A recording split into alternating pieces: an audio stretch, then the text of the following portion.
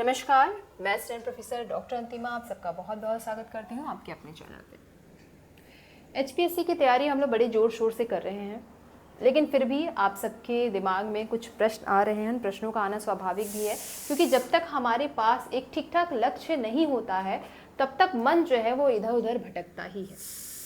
चलिए बात करती हूँ और कोशिश करती हूँ कि आप थोड़ी इन सब बातों से मोटिवेट होंगे और आपकी तैयारी जो कि इतनी अच्छी चल रही है वो और अच्छी चलने लगेगी। आपके सवाल जो अभी तक मेरे पास आए हैं हरियाणा असिस्टेंट प्रोफेसर से रिलेटेड कि मैम परीक्षा कब होगी, ये सवाल रोज बच्चे पूछते हैं, मुझे लगता है लगभग रोज आ रहा है। और अब परीक्षा का पैटर्न कैसा होगा, ठीक है, ये स्क्रीनिंग और सब्जेक्ट दोनों के विषय में पूछा गया है, और साथ में मुख्य परीक्षा के लिए कितना समय मिलेगा। सबसे पहली बात, परीक्षा कब होगी। पहले भी मैंने कहा है अपने वीडियो में कि आयोग जो है वो परीक्षा तो करवा ही रहा है कंटिन्यू, हिंदी की नहीं अन्य विषयों की भी परीक्षा चल रही है। तो ये बहुत ज़्यादा चांसेस है कि इसी के कंटिन्यूएशन में आपकी परीक्षा जो है एकदम आखिर में जाके लग जाए। हो सकता है, संभावना है कि 25 जून के बाद, 25 जून के आसपास आपको इसके बारे में कोई नोटिफिकेशन भी देखने को मिले, और जब सारी परीक्षाएं खत्म होंगी और उसी क्रम में आपकी परीक्षा हो जाए, ये हम लोग अभी कयास लगा रहे हैं। जितनी भी संभावना बन रही है, अभी इसकी बन रही है, तो ये मान के मैंने तभी कहा था कि अब आपके पास 1 महीने तो आराम है आपके प्री मतलब स्क्रीनिंग परीक्षा के लिए, ठीक है। तो अभी ये मान के चलो कि आपकी परीक्षा जो है वो सारे एग्जाम जब हो जाएगा उसके बाद आपकी परीक्षा की संभावना हो सकती है। अभी आपके पास इतना टाइम है कि आप 1 से 2 बार पूरा का पूरा सिलेबस ठीक से रिवाइज कर जाओ। अगला सवाल रहता है कि मैम पैटर्न कैसा होगा।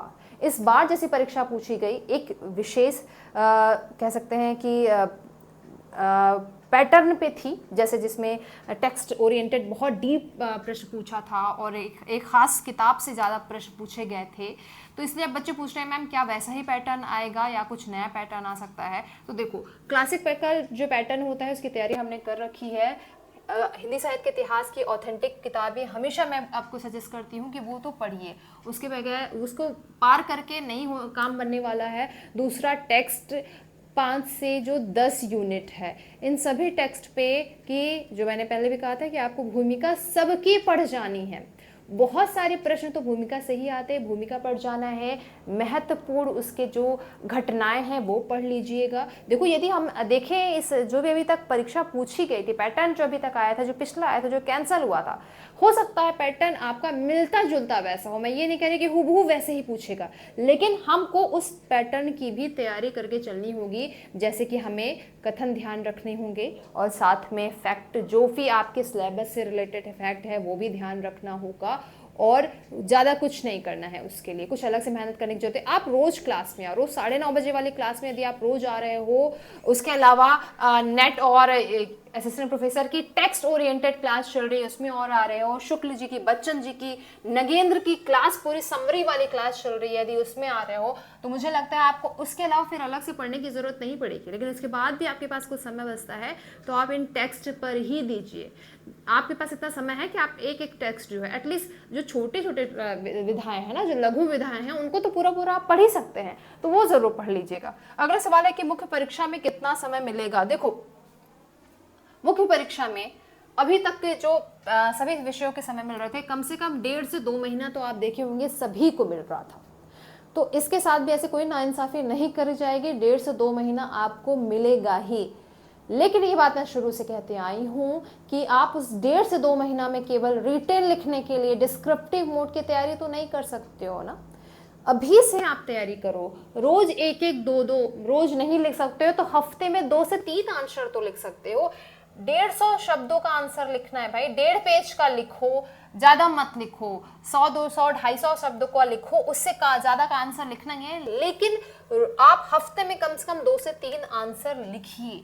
आप आंसर लिख रहे हैं, हमें भेजिए, हम चेक करेंगे, आपको बताएंगे कि क्या है। बैच ऑलरेडी जो चल रहा है एचपीएससी मेंस प्री और मेंस का, आप यदि उसमें एनरोल्ड हैं तो बेटर है, आपको कई सारी और भी सुविधाएं मिल रही है। यदि नहीं भी हैं और आपको लग रहा है कि मैम इसमें थोड़ा सा मुझे और सुधार करना है, क्या करना है, तो भी हम आपको बताते हैं बाकायदा इसके में।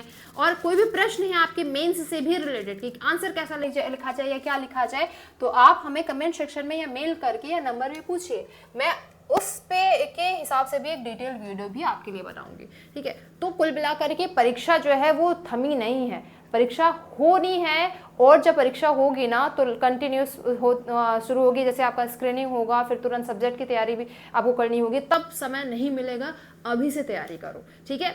फिर मैं कहूँगी रोज यदि देखो कुछ छोटे छोटे टिप्स होते हैं ना, जो जिसको मैं हमेशा अपने क्लास में भी बच्चों से शेयर करती हूँ, चाहे वो स्क्रीनिंग के एग्जाम के हों, चाहे वो मेंस के एग्जाम के हों। आप 9:30 बजे वाले क्लास में यदि रोज आते हो तो कुछ ना कुछ मुझे जो भी उस समय टिप्स, कई बार आप जब पढ़ाते रहते हैं ना तो आपको वहाँ समझ में आता है कि अच्छा ये, या याद आता है कि ये भी मैं बच्चों से शेयर कर दूँ। तो रोज आपकी क्लास रहती है, यदि आप 2x में भी भगा करके देखोगे ना, बाद में भी देख रहे हो, तो आपका ज्यादा समय नहीं लगेगा, 1 से सवा घंटे की ही क्लास रहती है, आप आराम से इसको कर सकते हो कभी। तो देख लो, हो सकता है आपके, यदि आप घर बैठे कुछ और भी काम कर रहे हैं तो आपको उसमें भी कुछ काम का, आपके पढ़ाई का, आपके प्रैक्टिस का जो है वो कंप्लीट तैयारी उसमें हो सकता है, ठीक है। उसके अलावा यदि भी आपके कोई भी और प्रश्न है HPSC एग्जाम से रिलेटेड तो आप हमसे पूछ सकते हैं। आप सभी का ढेर सारा जो है प्यार और आपका इतना हमारे पर भरोसा हमें भी लगातार प्रेरित करता है कि हम आपके लिए और कुछ बेहतर करें। सभी को ढेर सारी शुभकामनाएं, शुक्रिया।